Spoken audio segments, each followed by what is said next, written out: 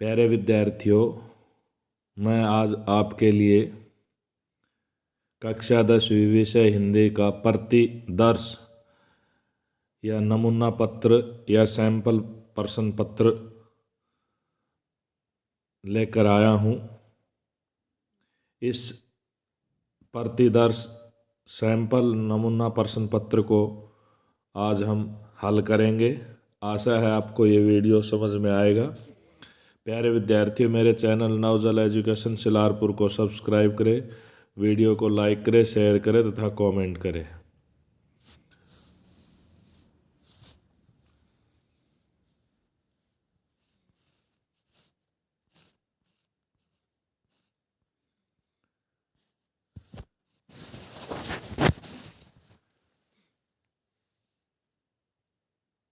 खंड क, प्रश्न 1, भाग क। इसमें कर्मधारय समास किसे कहते हैं और उदाहरण देकर स्पष्ट कीजिए। तो इसमें हमें कर्मधारय समास की परिभाषा लिखनी है। जिस समास में दोनों पदों के मध्य विशेषण विशेष्य या उपमान उपमेय का संबंध होता है उसे कर्मधारय समास कहते हैं। इसका उदाहरण क्या होगा? नील गगन, नील गगन।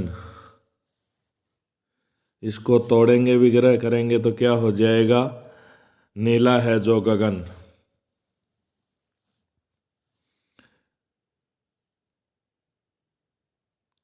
ख प्रश्न, मतानुसार और भारतेंदु का संधि विच्छेद कीजिए। मतानुसार का संधि विच्छेद होगा मत जमा में अनुसार,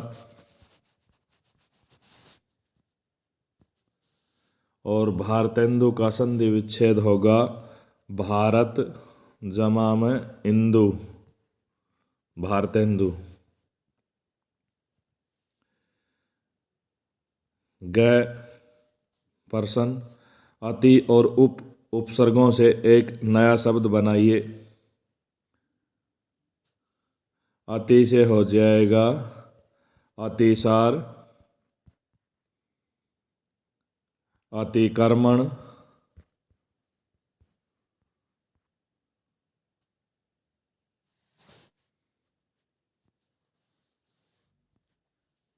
उप से उपचार, उपयोग, उपकार। ये उपसर्ग से बनने वाले शब्द हो गए। गृह का पर्यायवाची लिखना है घर, सदन, निकेतन, आल्य।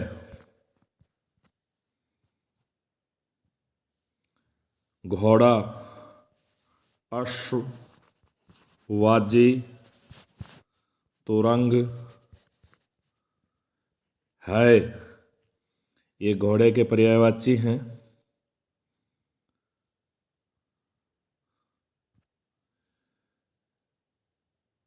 मुहावरों का अर्थ लिखकर वाक्यों में प्रयोग करना है। अंधे की लाठी एकमात्र सहारा। मोहन अपने माता पिता के अंधे की लाठी है या एकमात्र सहारा है। आंखें खुलना, आंखें खुलना मुहावरे का अर्थ होगा होश आना। फेल होने पर अजय की आंखें खुल गई। फिर प्रश्न से उपमा अलंकार के परिभाषा और उदाहरण देना है। जहाँ रूप गुण आदि की समानता के आधार पर किसी साधारण व्यक्ति, वस्तु, प्राणी की तुलना किसी प्रसिद्ध व्यक्ति, वस्तु, प्राणी से की जाए वहाँ उपमा अलंकार होता है। पीतर, पात, सरिस, मन, डोला, ये उपमा अलंकार का उदाहरण हो गया। फिर प्रश्न 6, दोहा छंद की परिभाषा उदाहरण सहित लिखिए। दो छंद होता है, एक अर्ध मात्रिक छंद है। इसके पहले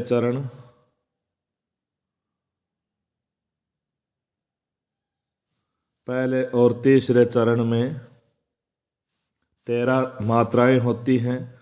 दूसरे और चौथे चरण में 11 मात्राएं होती हैं। कुल इसमें 24 मात्राएं होती हैं।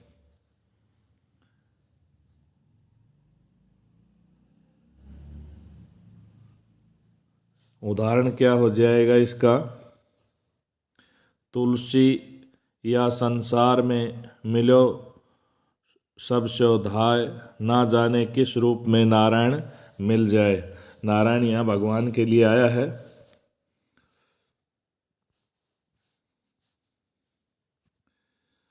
अब ये प्रश्न 4 वाला जो भाग है, इसमें छोटे प्रश्न हैं कविताओं से।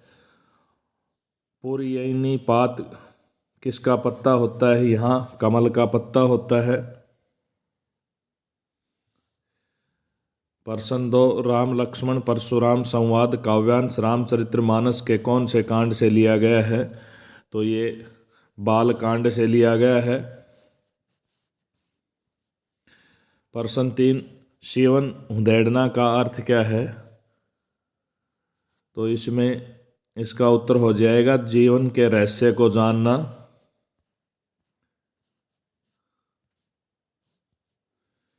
उत्साह एक आह्वान गीत है। यह किसे संबोधित है? यह बादल को संबोधित है। कवि की झोपड़ी में क्या खिल रहे हैं? कवि की झोपड़ी में जलजात या कमल खिल रहे हैं। प्रश्न 6, संगीतकार का क्या काम है? संगीतकार मुख्य गायक की आवाज में अपनी आवाज मिलाना संगीतकार का काम है।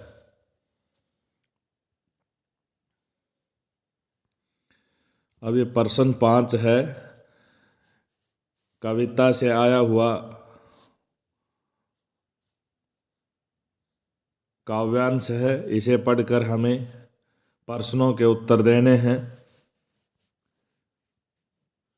प्रस्तुत काव्यांश के कवि एवं कविता का नाम।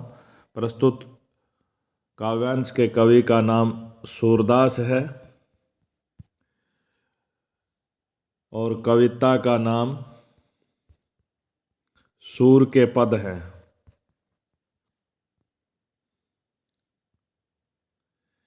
इस पद का प्रसंग स्पष्ट कीजिए।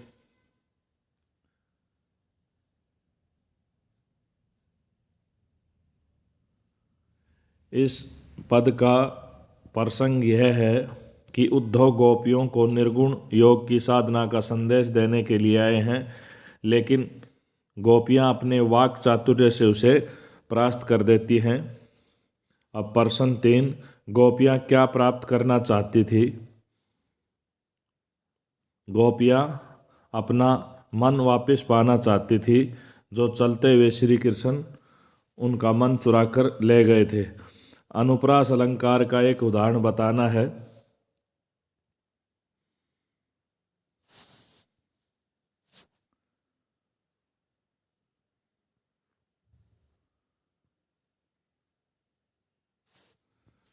तो यहाँ अब गुरु ग्रंथ पढ़ाए ये अनुप्रास अलंकार का इस काव्यांश में उदाहरण है।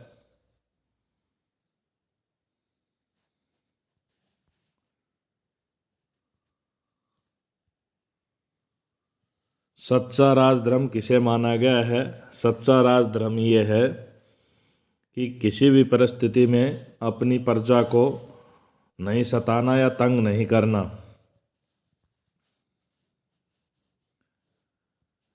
अब ये प्रश्न 6 है, इन पंक्तियों का हमें काव्य सौंदर्य लिखना है।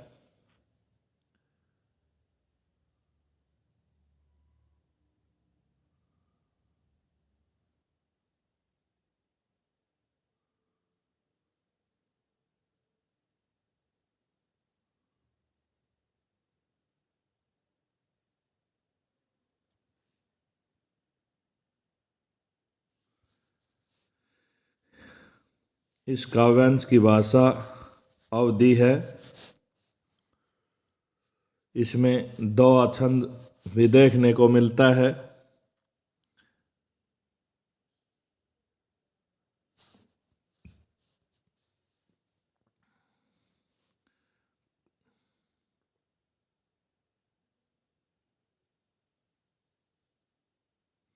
खांड शब्द के दो अर्थ हैं, तो यहाँ सलेश अलंकार है।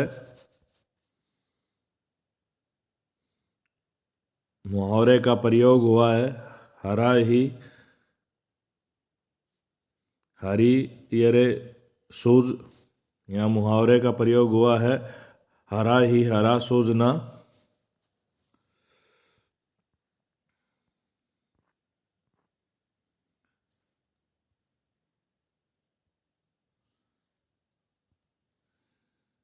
ये प्रश्न 8 है। क्षितिज क्या में प्रश्न पूछे गए हैं, बहुविकल्पीय प्रश्न। प्रश्न 1, हालदार साहब हर 15वें दिन किस कस्बे के लिए गुजरते थे? कस्बे से हालदार साहब हर 15वें दिन किसके लिए कस्बे से गुजरते थे? तो इसमें आ जाएगा कंपनी के काम के लिए कस्बे से गुजरते थे। प्रश्न 2, बाल गोविंद भक्त की प्रभातियाँ कब तक चलती रहती थी? तो ये फागुन मास तक चलती रहती थी। प्रश्न 3, लखनवी अंदाज पाठ में लेखक ने किस पर व्यंग्य किया है? तो यहाँ पतनशील सामंती वर्ग पर व्यंग्य किया है। प्रश्न 4, लेखिका के पिता का शब्दकोश कैसा था? वो विषयवार था। प्रश्न 5, हनुमान जयंती के अवसर पर शास्त्रीय एवं उपशास्त्रीय गायन वादन की सभा में कितने दिनों तक होती थी? तो ये 5 दिनों तक होती थी। प्रश्न 6, सभ्यता को किसका परिणाम कहा गया है? तो ये संस्कृति का परिणाम कहा गया है। अब ये प्रश्न 9 में पाठों से एक पठित गद्यांश आ रहा है। इसके अनुसार हमें प्रश्नों के उत्तर छांटने हैं। अब देखिए, प्रश्न 1, पाठ एवं लेखक का नाम बताइए। पाठ का नाम बाल गोविंद भक्त है। लेखक का नाम रामवृक्ष बैनीपुरी है।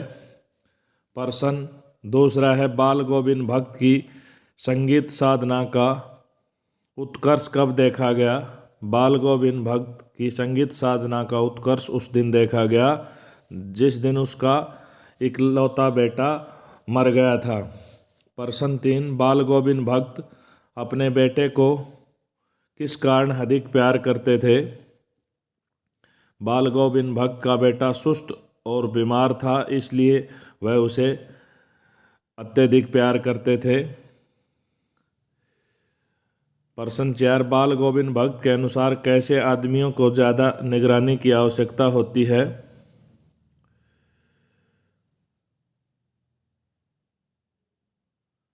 बाल गोविंद भक्त के अनुसार जो सुस्त और बीमार व्यक्ति होता है उसे अत्यधिक प्यार की आवश्यकता होती है। बाल गोविंद भक्त की पुत्र वधू कैसी थी?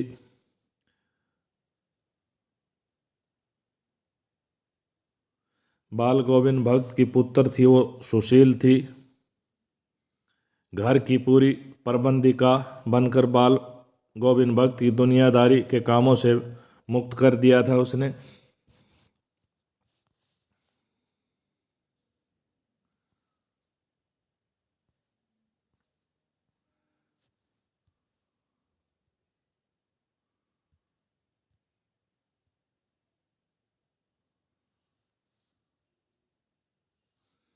अब ये प्रश्न नंबर 13 है, ये नैतिक शिक्षा से संबंधित है। योग किसको जोड़ने का काम करता है? शरीर को भी, मन को भी, आत्मा को। तो यहाँ उपरोक्त सभी वाला विकल्प आ जाएगा। प्रश्न 2, मन्नूबाई को छबिल्ली कहकर कौन पुकारते थे? तो यहाँ पेशवा साहब मन्नूबाई को छबिल्ली कहकर पुकारते थे।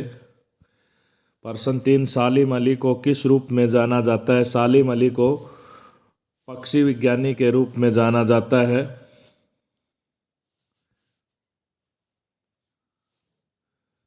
प्रश्न 4, भगिनी निवेदिता का मूल नाम क्या था? उसका मूल नाम मार्गरेट नोबेल था। अब ये बड़े प्रश्न हो गए नैतिक शिक्षा के, ये आपको अपने अनुसार हल करने हैं। मैंने जो 40-45 नंबर का जो छोटे छोटे हिस्सों में काम था वो आपको हल करा दिया है। इस प्रश्न पत्र को ध्यान से देखें, पूरा देखें, ताकि आपको वार्षिक परीक्षा में लाभ मिल सके।